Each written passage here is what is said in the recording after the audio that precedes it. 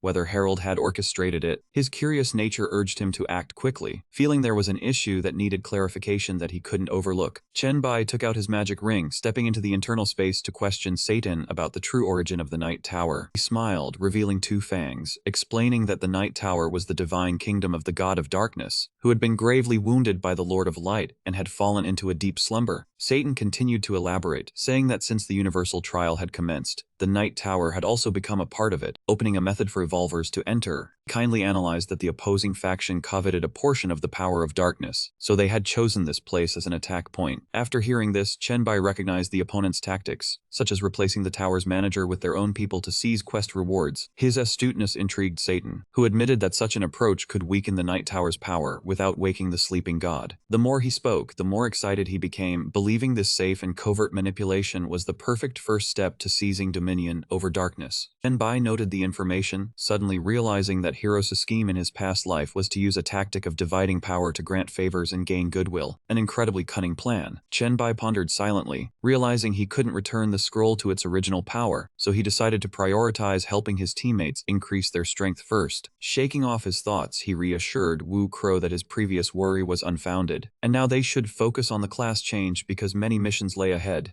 Crow trusted him absolutely and followed the instructions without hesitation, and the system immediately announced the successful class change. Wu Crow proactively asked Chenbai to help check his new profession's information. Chenbai recited the attributes of the SS Night Dancer fluently, including bonus points for agility, spirit-enhanced power in darkness, and powerful special skills. Chenbai found it intriguing upon reading, noting this profession combined well with Wu Crow's talent, but still advised him not to overemphasize agility. Wu Crow's consciousness stirred from his reverie, and he solemnly promised to do his utmost to live up to Chenbai's expectations. Seeing matters concluded, Meng gently reminded Chenbai that she also wanted to show him her new profession. Chenbai was grateful that everyone trusted him with their secrets, and Wu Crow also expressed absolute trust in both of them. Meng cheerfully raised her hand in greeting, reassuring him that she trusted him absolutely but still wanted to offer her sincere thanks. Watching Wu Crow's departing figure, Chenbai felt he was a reliable person, knowing how to bide his time for a good profession. Meng smiled with squinting eyes, sharing access to her profession's information, and Chenbai opened it to see it was the SS Curse class with the ability to devour dreams and control the dream world. After reading, he analyzed that Meng's talent was nearly unmatched, and this profession was perfectly suited for the growth of her mental strength. Wu Crow came back carrying a wooden box containing equipment dropped by the manager, inviting Chenbai and Meng to choose first. Chenbai declined, yielding everything to the two of them, and Meng excitedly opened it and noticed the Divine Body Forging Skill book was an item she was looking for. Meng quickly chose that book, and Wu Crow, being generous and not standing on ceremony, agreed to yield it to her. Looking over at Chenbai, Wu Crow asked once more if he was sure he didn't want anything, and he nodded and suggested putting unused items into the shared storage. Wu Crow pulled out a black card, asking if he could keep it, and Chenbai explained it was a certification badge to become a manager of the Black Building, a special authority. Chenbai generously told him to keep it because the card would be more useful to him than to him or Meng.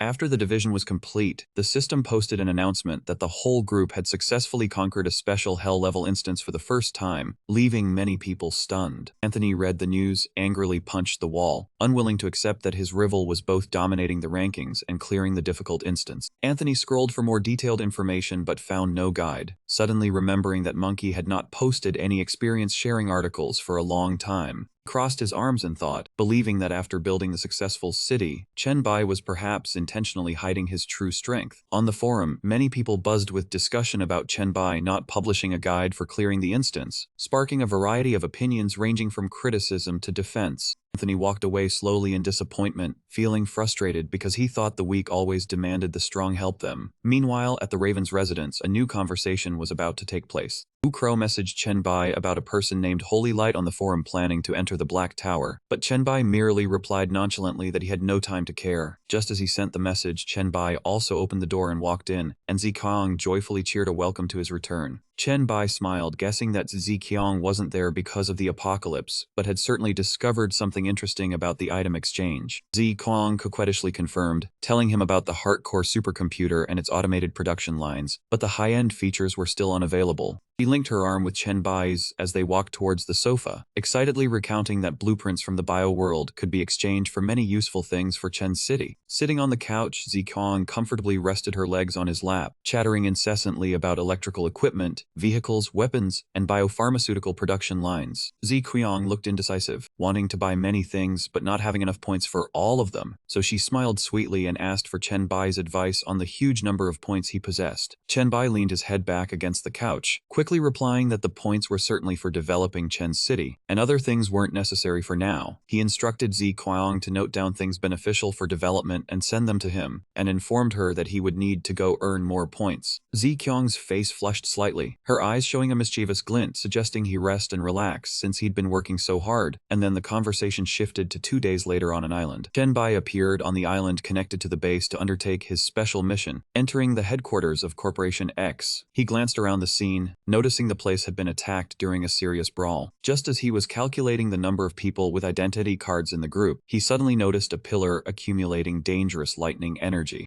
Turned out the pillar was discharging lightning because it had sensed an intruder entering the area. Chen Bai immediately went on the defensive, raising his hand to shield himself and squinting to observe the opponent. Thanks to his 2 mutated arms, he easily dodged all the lightning bolts fired at him, quickly severed the pillar's head, and then landed lightly inside Corporation X. Looking again, he suddenly felt uneasy, wondering if the defense system was still stable, or if someone had taken control of it. These lightning strikes were not weak, perhaps a warning for everyone to be careful. Chen Bai found a corner to monitor the chat window, opening it to see Mizukawa's message first. Brothers, when you find the entrance, use your identity cards to enter. Do not climb over the city wall. Reading on, he was stunned by the warning. Otherwise you will be attacked by the electric tower. Do not ask me how I know. He walked while thinking about that message. Brothers must use their identity cards and not climb the wall, or they will be attacked by the electric tower. Do not ask why she... At this moment, he suddenly felt much more at ease. It seemed he was not the first one to get hit. In front of Chen Bai was no longer an empty lot. Instead, there were towering buildings, a clean, modern city. He looked around for a moment before preparing to move on. Regarding the virus, the first stop should be the Research and Development Center. Inside the center, it was empty. He leisurely walked in to explore every corner. Besides the lobby and elevators, there were various laboratories, large and small, with hundreds of different projects. Chen Bai walked to the X941 research room. His intuition told him this was the place, sensing the virus presence within. Chen Bai's probing eyes were immediately activated. He bravely pushed open the double doors upon seeing a blue test tube glowing with a mysterious light. Chen Bai was startled. This was. He did not hesitate, entering to grab it and let the system analyze the original virus essence of X73. The secret was revealed. Vaccine X73 was a failed product, the result of the 73rd attempt at the X virus vaccine. Not only did it fail, but it was also more refined. Chen Bai remarked that brewing the vaccine into a serum truly made it more pure. Afterward, he introduced it into his body. The system immediately updated, absorbed virus essence, received 50 virus points and 200 evolution points specific to the T-virus. Chen Bai thought to himself that the dedicated evolution points were only for the T-virus, which was indeed rare. Absorbed virus essence, received 50 virus points and 200 evolution points specific to the T-virus. Finished, he left the room, hands in his pockets, strolling leisurely. He had strengthened his telekinesis, but was very lacking in quantity. A spark of electricity flashed past his head. Chen Bai felt a sense of dread. This was wrong. Something was approaching, and the virus aura was very strong.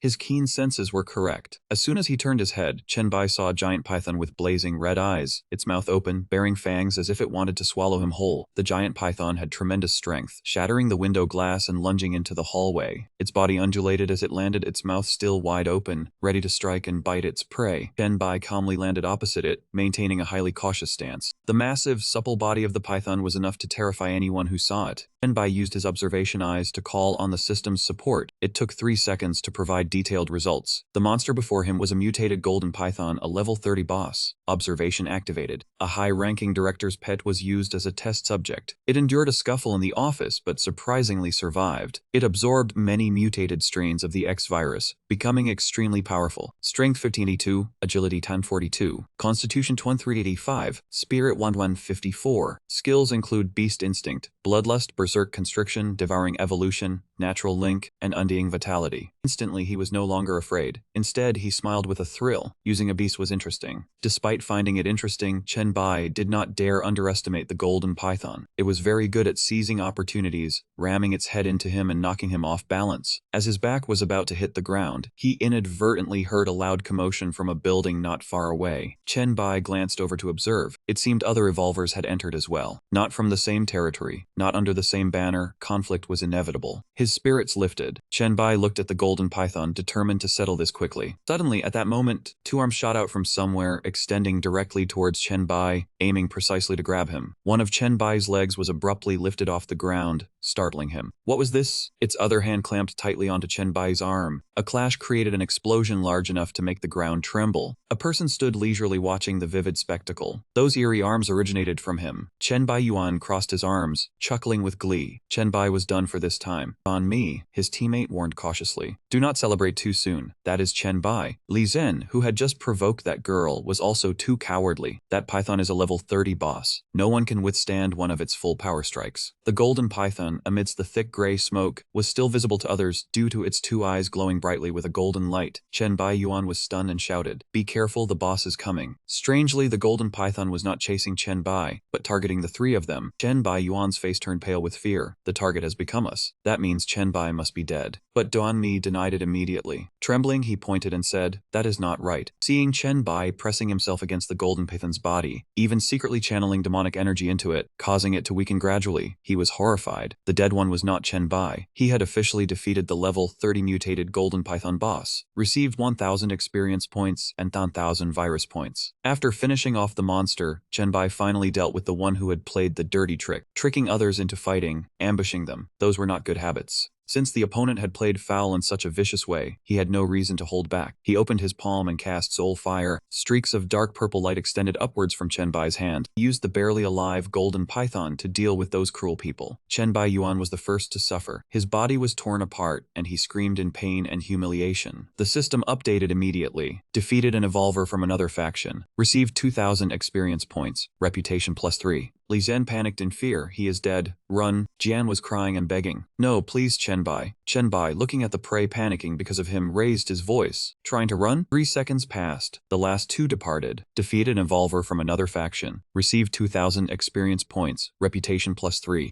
The golden python had passed on, but Chen Bai had utilized its massive body for his pet. With a body this large, this absorption speed was a bit slow. Having just taken down 3, he turned his head and saw 2 more new faces. Quite a few people had come. More people entered the dungeon than he had imagined. A handsome youth named Yi Zi grinned, showing his teeth. That is Chen Bai. What is he doing? His teammate, Samurai Tu Hian, said with sharp perception, "I know. He is absorbing that giant python. Once this ability is activated, the main body will be very weakened." Ian Koi sneered. That goes without saying. Everyone, let us take this chance to kill him together. Tu Atrak eagerly held his weapon ready. That is right. An opportunity this good cannot be wasted. So the 4 of them, along with a few Lolao lackeys, charged in unison at Chen Bai. Kill. He was startled by the bold coordinated attack, his eyes widening in surprise. Not because of the attacking group. It was because someone else had already taken care of all these pests for him. It was Ziqiang and Ba Wang. The two appeared in an incredibly cool pose. Chen Bai, we are here. Leave these people to us. Chen Bai's face broke into a wide grin. Ba Wang and Tian Qian are here too. The two combined their swords perfectly. Instantly, no one was left standing. Chen Bai's other teammates had also arrived at the dungeon to support him. Li and Jian found it hilarious, commenting that these people had such low skill yet dared to challenge Chen Bai. Onya happily added more mockery. It seems the numbers game gave them some false courage. Chen Bai was touched. There was also Ma Jian, Ti Suyan, and the Crow. Not stopping there, Ding Ding also appeared. Upon entering, he shouted cheerfully, "Who would have thought Chen Bai is not alone?" Han Xiao certainly could not be absent when all members were gathered. He cleared his throat and announced, "That is right, chat group number Dawa 1 has assembled." Liu Vung, Liu Hui, and Fang Zhang walked closer to Chen Bai. "Is there anyone else who has not arrived?" Liu Hui quickly answered. "A few unlucky ones have not received their high-level identity cards yet, for example Yi Zi." Chen Bai happily looked at them. "Ding Ding, Han Xiao, Chen Hu, Liu Vương, Liu Hui, and Zach Rui. Nearly everyone from Group Room someone had arrived. Cute Meng Meng popped her head out. Master, we are here to steal the kills. Chen Bai was very moved by his group's camaraderie. You guys are really something. Lian Xian stood proudly to block the attackers. Come on, why is no one daring to step forward? Only daring to gang up when someone is in danger. Do not make me look down on you. At that moment, Chen Bai received Devouring Special Composite Mutant, gaining 1000 evolution points specific to the H-Light virus. Devouring Special Composite Mutant reduces evolution point consumption for all virus abilities. H-Light and T-viruses receive enhancement to life and spirit recovery speed. He preemptively instructed her so she would not act excessively. Lian Jian, do not attack those who did not attack me just now. He naturally agreed. Understood. Those who had the intention to attack Chen Bai earlier, do not let a single one escape. The members of Group 01 from core to regular had gathered. Naturally, an exciting battle would break out. Each one split off to take charge of dealing with them. While the ground was in chaos from the brawl, two figures standing on the rooftop watched calmly. The subordinate wearing a robe spoke up to ask, Lord Loka, should we stop the fight? Loka replied bluntly, no need, they won't touch the innocent. With that, he turned on his heel and left, adding, this place doesn't have what I need. At that moment, inside a building, the female warrior was watching the intense battle. She observed, our numbers are too few, we can't make a move this time. Chen Bai seemed to sense their gaze. Pausing his steps repeatedly to look toward the tall buildings, he pursed his lips in tense thought. The powerful auras around those figures had all disappeared. Not wanting to get involved, or were they planning to escape again? As Chen Bai was hesitating, he saw the members gathering back in front of him. Lian Xian reported happily, Chen Bai, it's all been settled. Doesn't the central district belong to us now? He smiled lightly and gave a new task. Good. Next, everyone split up to search. After you're done, regroup here. Chen Bai lowered his voice, hinting with sarcasm, either someone snuck away, or they couldn't win and left. Everyone needs to be careful of sneak attacks. Lian Xian and the others answered in unison, understood. They acted decisively, answering briefly to put him at ease. Bao Wang, the representative of the trio, answered clearly, understood. Meanwhile, Chen Bai went to collect valuable information. Thanks to the system, he obtained research reports on gene soldiers. This prop could increase the growth attributes of gene soldiers by 2, with unlimited use. The high-grade gene medicine blueprint could create powerful medicine based on creature bloodlines, maximizing effectiveness when changing classes. Standing in the leader's office, he praised the documents he had just found. These were good things that could be mass-produced, holding great appeal for evolvers with weak talent. He imagined, if he could use the blood of the Shu Mountain demon beasts, it would be even better. While dreaming about the future, he suddenly heard footsteps behind him. Chen Bai immediately turned to look. It turned out to be Lian Jian, holding a red hammer as he walked over. It's me, Lightning Flash Lian Jian. Ma Jian, I found something good. This item is the Soul King's Forging Hammer. This special prop can add a skill to a soul weapon and level it up based on its growth, requiring a soul weapon of B rank or higher. Lian Jian suggested enthusiastically, so do you want to use it? Chen Bai confessed, it's a good item but I can't use it. I don't have any ranked props at all. How about I help you upgrade your bloodline to S rank? Lian Xian was extremely excited. Alright, I'll leave this good item to you then. He swung his arm and threw the hammer towards Chen Bai. Catch. He stepped back a few paces, afraid the hammer would fly into his face. At that moment, Lian Xian flashed a cunning smile. He wasn't the real Lian Xian at all, but Anthony. He had fallen for the trick. Anthony transformed into a type of insect. Using the fusion power of the mantis shrimp, he spat out a stream of poisonous smoke. He planned to take advantage of Chen Bai operating alone, using the soul-linking hammer to deal with him cleanly. But the result was only a deafening explosion. Chen Bai had managed to escape through the window, breaking through the wall. The failed plan irritated Anthony. So I didn't kill him. This Chen Bai really knows how to survive. But even if he's not dead, he must be severely injured. He was confident in his strongest move. The explosive power of the mantis shrimp combined with his resilient physique increased by 50 times. Thinking of that, Anthony laughed smugly. No one could come out unscathed from such an attack. But he forgot that his opponent was Chen Bai. He hadn't left at all, still standing there and speaking up. You're not wrong, it truly is strong. Anthony was stunned, staring wide-eyed. Chen Bai appeared in his transformed demon form, walking over with a sinister smile. Your move, if I had been careless, I would definitely have been severely injured. But I was prepared. Too bad you used such a great lure to get my attention, Anthony. Anthony still couldn't believe it. You recognize me? Chen Bai recited his profile fluently. SSS rank talent Anthony. S rank mage class from the Light Tower Nation faction. introduction. He thought to himself, in his past life, you were a prominent evolver. It would be strange not to recognize you. That wasn't the issue. Chen Bai responded frankly to the provocation. Since you dared to make a move against me, you must have prepared yourself for death, right? Anthony, who was arrogant just a moment ago, now had a pale face. He knew he absolutely couldn't win against this man. He quickly threw out a gas balloon to block Chen Bai, while retreating swiftly. Anthony leaped through the hole, using the fusion power of cheetah speed. A red gas balloon was released by him, hovering in the air. Anthony knew he was outmatched, but still glanced back to see if Chen Bai could escape the balloon's pursuit. His face turned pale again when he heard Chen Bai's voice behind him. Why run so fast? Why give me so many good things? A righteous man like me doesn't like receiving for free, so I have to return the favor. With that, he unleashed a powerful slash towards his opponent. Although Chen Bai struck critically, Anthony showed no signs of death. He was horrified to see him still alive. Both his upper and lower body were stretching out strangely. At this rate, wouldn't there be two Anthonys? Chen Bai suddenly thought of the possibility that he had copied the regeneration ability of earthworms. He immediately trapped Anthony within a destructive purple flame. For a while, Chen Bai remained uneasy because he hadn't received the notification for eliminating an enemy. He looked at the black ashes on the ground. Everything had been burned away. How could he not be dead from that? It seemed he truly possessed the ability of an earthworm, or had another part of his body keeping him alive. Just as he had guessed, Anthony's real body was in a villa. He angrily punched a hole in the floor, his whole body trembling with rage and shame. He kept denying it. Impossible. Sweat drenched Anthony's face. His disheveled hair couldn't hide the fear in his eyes. He couldn't believe that not long after rising in the rankings, he had to face such a powerful opponent. That Chen Bai. In the dungeon on a nearby building, a young female reporter was working. She couldn't help but exclaim, "Chen Bai, group chat Josen 1 is truly formidable." After collecting enough footage, she checked her camera. Her interest grew even more when she realized the assassination target was Anthony, who was on the rankings. She came from the strange realm Imperial Heaven Mansion, a battlefield prodigy. She adjusted her glasses and muttered to herself, "Nice, I'm going to be rich this time. My camera is about to be upgraded." Shortly after, a video post appeared on the Evolver forum. The title, Group Chat 01 conquers the last dungeon of the Biogrowth world. The video recorded the battles of Group 01, with a viewing fee of 50 silver coins. The fight between Chen Bai and Anthony alone cost 1 gold coin. As expected, the video quickly attracted a flood of comments. Many praised Group 01 for being too domineering, with opponents unable to even touch Chen Bai. Alongside that, some complained the viewing fee was a bit expensive. While the forum was buzzing, the members of Group 01 were still actively searching for information as Chen Bai had instructed. Thai Xuan Fan Nan complained there was nothing good in the administrative building. He was in the central administration and main storage with Tran Hu. Hearing his complaints, Tran Hu corrected him. Brother Thai Xuan is wrong to say that. The items in the administrative building will become very valuable over time.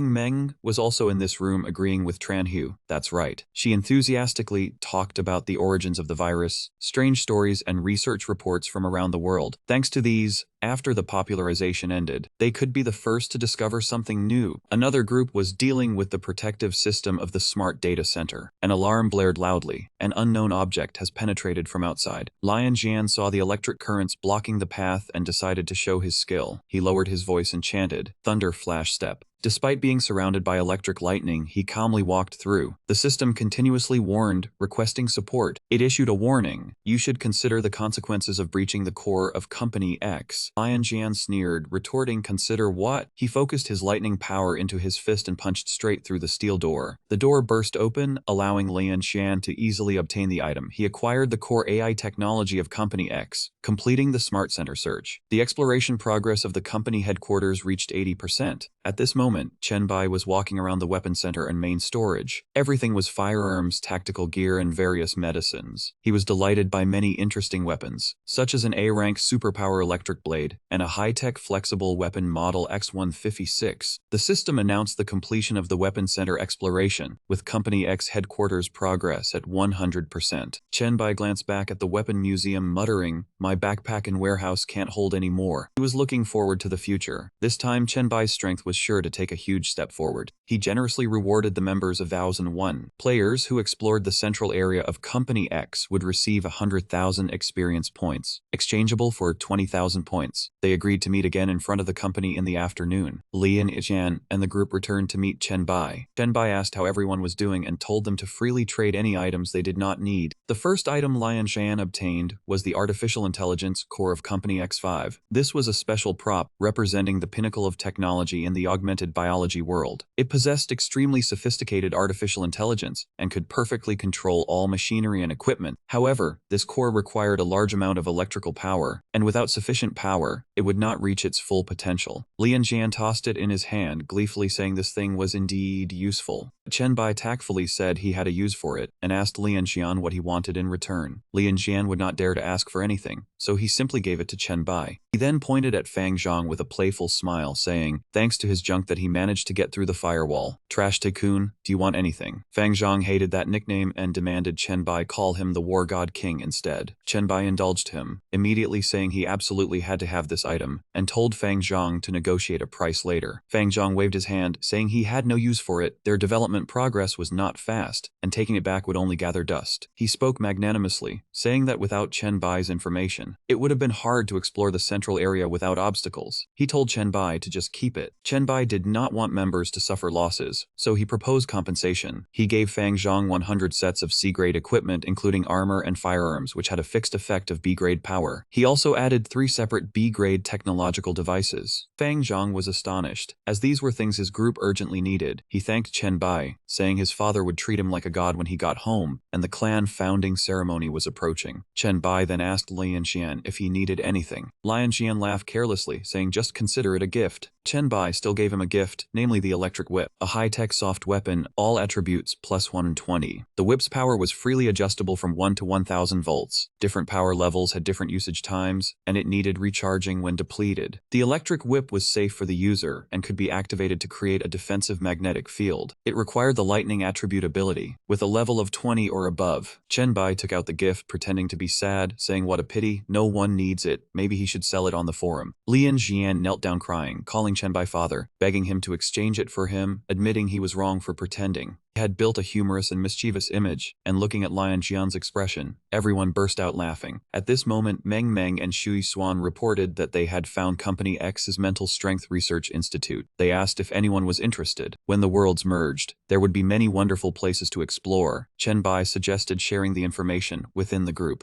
Chen Bai asserted that the group rule was whoever found a clue would investigate it themselves, or else sell or trade it. He never gave anything away for free. Shui Xuan accepted Chen Bai's rules. He immediately acted according to the rules, putting the clue about the Mental Strength Research Institute up for sale. Han Xiao quickly took it. Bao Wang happily joined the trade, saying he had a few guns he did not need. Fang Zhang excitedly bought them all at a high price. The whole group was enthusiastically trading when Chen Bai sensed something and whipped his head around. The female reporter from earlier was startled and hid behind a wall, afraid of being discovered. She used her invisibility technique to conceal herself, reassuring herself that they were just dividing up the spoils. This news might be hot, but it held no benefit for her. She planned her escape route, fearing being envied or resented by others. Unexpectedly, Chen Bai discovered her sitting on the high wall and saying that what she said was not entirely wrong. Mischievous smile appeared on his face. The female reporter stammered in fear, calling Chen Bai's name. She explained she had no ill intentions, it was just that her talent required her to publish news. Chen Bai jumped down, slowly walked over, reassured her, saying he was not there to harm her. He even dangled a piece of bait in front of her, telling her that in 2 days he would provide some quite interesting news that she would certainly be interested in. Upon hearing this, the female reporter's eyes lit up, her spirits lifted, and she immediately asked what the news was, and if he could give a preview.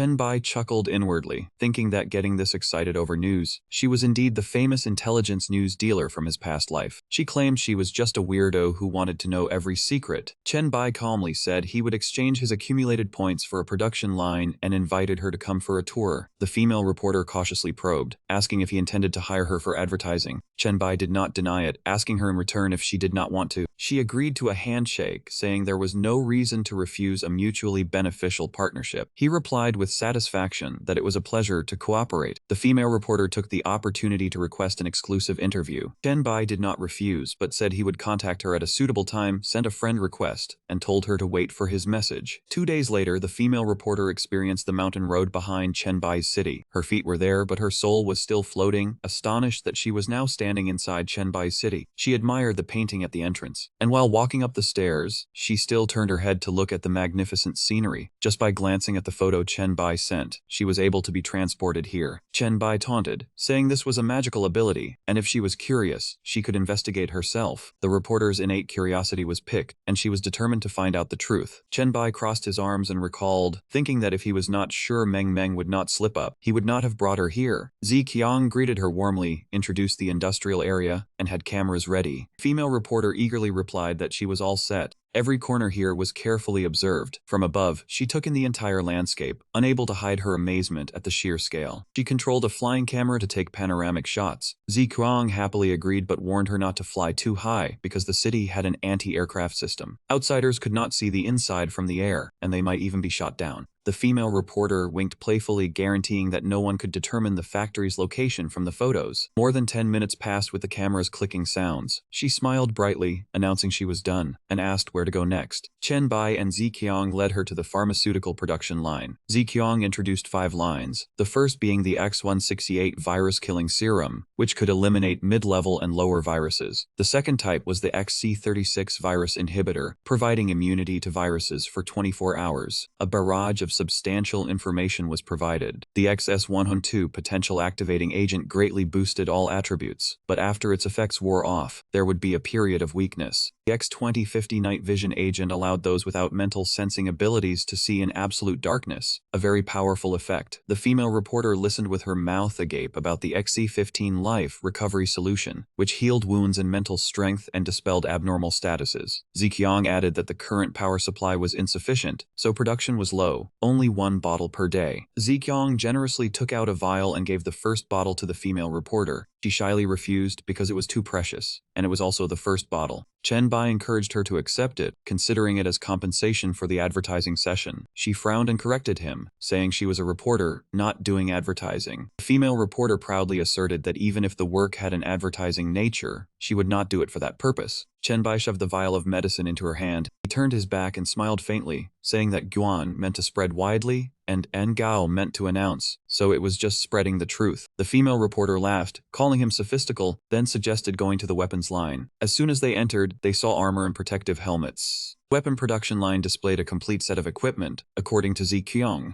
Most of the parts were C-grade equipment, but the set effects were very strong, and in Chen Bai's assessment, they reached the B-grade level. Zi Qiang shared that they had put a lot of effort into modifying the components to alter the set effects. The female reporter praised them, saying they were about to get rich. Zi Qiang covered her mouth and laughed, admitting it took 2 or 3 days to produce 1 set, so they could not get rich. The female reporter gave a thumbs up, confidently entrusting the promotion to herself. She was indeed very proactive, publishing an article within a few days with an attractive title detailing what Chen Bai's enormous city had gotten him. The video cost 1 copper coin to view, and quickly attracted netizens. Many comments marveled at the good things Chen Bai had hoarded, were curious about the components that changed set effects, and some even pleaded for the life recovery solution. The female reporter even confessed to being caught taking secret photos. She sat reading the comments, laughing uncontrollably. Post numbers skyrocketed exponentially. Chen Bai's strength showcase was announced, with a livestream scheduled to conquer the Hongwei meat processing plant dungeon at difficulty 1018. The time was 1 hour later. Likes exceeded 1,000, comments over 5,000, and shares nearly 4,000. Zi Qiang stepped forward, apologizing to the reporter, saying this was the factory's core area so they couldn't invite her in, but they would be heading out soon as the livestream was about to start. Reporter Xiao Zhen looked puzzled. The core area? Then she replied, "Oh, alright." Chen Bai stepped forward from behind, saying if she wanted to enter, she could sign a confidentiality agreement with him regarding any information related to him. Chen Bai City and chat group Baozan 1, which she was not permitted to disclose to anyone without his explicit permission. Xiao Zhen pouted and replied with annoyance, "You're being too calculating, trying to drag me onto your ship. A reporter can't have affiliations or take sides." Suddenly he leaned in close, whispering near Xiao Zhen's ear, "Do you understand? This is just a way for us to protect ourselves. Of course, if you don't agree, I won't force you." Suddenly Chen Bai started counting down 3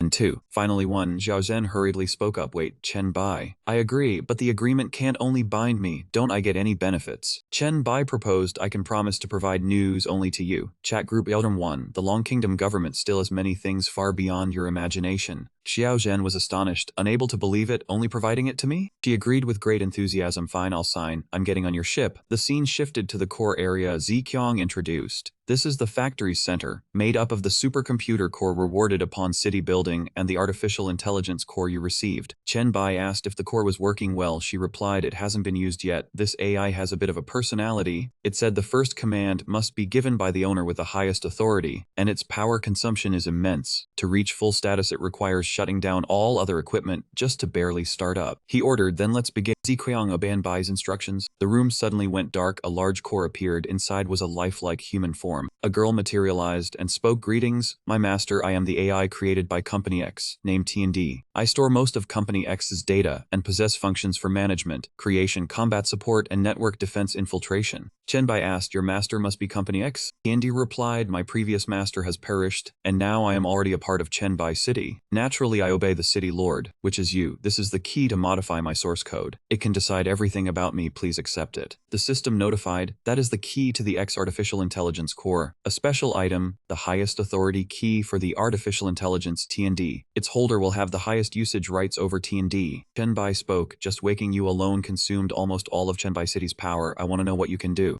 T&D said, I can calculate a plan to optimize power usage. After that's done I will enter a dormant state, maintaining operation at minimal consumption. I estimate the new plan can provide a 2x enhancement. Chen Bai accepted, then it's up to you T&D. I will find enough power to wake you then. T&D replied, I will wait for you my master. Then he reminded Xiao Zhen, let's go reporter, it's almost time for the live stream. She was still amazed by that AI. Hearing his voice, Xiao Zhen replied with a start. Okay, alright. Chen Bai, the top of the level rankings, the one who could take Anthony's life in a second, entering a dungeon with difficulty levels 10 to 18 for the first time, a place few dare to enter now. Everyone will be watching this live stream. Chen Bai replied, it's just difficulty levels 10 to 18. Aren't you exaggerating? Xiao Zhen asked excitedly. Just that, you're that confident. I'll be live streaming the entire process. You better not embarrass yourself in front of a global audience. Chen Bai reminded her, you should worry about yourself. I'll show you my true strength then. System notified, entered the secret realm dungeon of Hongwei Meat Factory. Dungeon difficulty levels 10 to 18. Shifting scenes in the Hongwei Meat Factory, a horde of zombies appeared before Xiao Zhen, startling her. What, this many zombies right at the start? The system notified, the evolved human Xiao Zhen has recorded the fact of using the skill follow the battlefield. Do you agree? She urged Chen Bai to agree quickly. Hurry up. Chen Bai calmly confirmed, agree. Xiao Zhen said proudly, then as long as you don't die I'm safe. The system notified that she has been selected as the follow target, receiving a follow buff where strength increases by 35%. All attributes increase by 10%. Reaction speed increases by 10%. He thought to himself it was indeed a decent skill. Let's go. Wherever Chen Bai went, zombies were destroyed. People constantly commented, damn, that's the move, the one from the Passby video earlier. The video was too short, this time we can see it closely. He uses it effortlessly. Does this skill really not consume anything? If I had this skill it would be a super move. Shifting scenes at Fang's house. How strange. What is Chen Bai doing? Fang Zhang replied, live streaming, killing monsters. Upon hearing this he replied helplessly, why did I raise such a dumb kid like you? Fang Ding quickly explained his father's meaning. He didn't even show off his weapons, clearly just promoted the Chen Bai City factory. But this live stream isn't a demonstration of the equipment and medicine produced by the factory. Minister Fang continued, that's right, his strength and fame don't need any more promotion. Dealing with Anthony and the previous videos are enough. He has nothing to prove, but suddenly opening a live stream there must be another purpose. Shifting scenes to Ziqiang's office. The viewer count had already exceeded tens of thousands. Still steadily climbing. Cure Master. Wait until the Master reaches that place. The promotional effect will definitely be explosive. Ziqiang calmly considered, continue having people promote the live stream. I want everyone to see that place. The production of guns and medicine is too low. Costs are high too. This dungeon is just the first step for Chen Bai City to become the wealthiest in the world. Shifting scenes. Chen Bai was looking at a map.